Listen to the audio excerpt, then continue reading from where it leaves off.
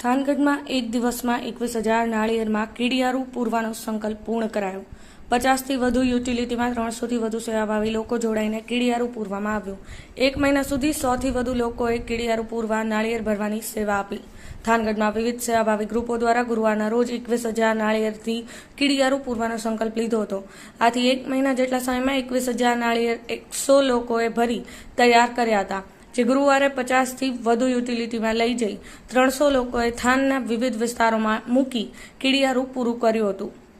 થાનગઢમાં અનેક સેવાભાવી ગ્રુપ દ્વારા જીવદયા અને સમાજ સેવા પ્રવૃત્તિ કરવામાં આવતી હોય છે, ત્યારે થાનના દુઃખ ભંજણી મેરડીમાં ગ્રુપ સીતારામ ગૌશાળા સેવા ટ્રસ્ટ તથા વિવિધ સેવા કરતા ગ્રુપો દ્વારા કીડીને કણ ને હાથીને મણ કર્મનો સિદ્ધાંત સેવા યજ્ઞમાં 21,000 નાળિયેરમાં કીડિયારું પૂરવાનો સંકલ્પ સાથે પુનઃ જીવ પ્રત્યે દયાભાવ પ્રેમી દાખવીએ એવા હેતુથી એક કાર્યક્રમનું આયોજન કરાયું હતું, જ્યાં દાતાઓ અને સંસ્થાઓની મદદથી નાળિયેર અને અન્ય સામાન એકત્ર કરી એક મહિના સુધી 100થી વધુ લોકોએ નાળિયેર તૈયાર કર્યા હતા।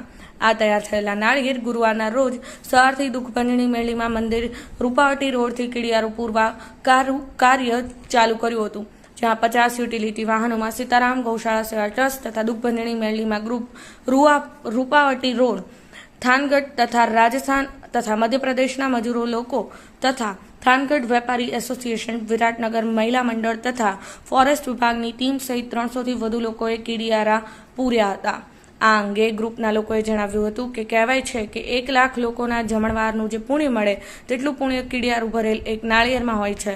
આ સેવા યજ્ઞ માટે કીડિયારું ભરેલા નાળિયેર જંગલ વીડ વિસ્તારમાં મૂકવામાં આવ્યા હતા। કદાચ દેશ દુનિયામાં આવું અગાઉ ક્યારેય થયું નહીં હોય। આ પ્રસંગે સેવાનિષ્ઠ નાગરિકો, સંતો મહંતો દ્વારા દીપ પ્રાગટ્યથી આશીર્વાદ મેળવી પ્રસ્થાન કરાવ્યું હતું।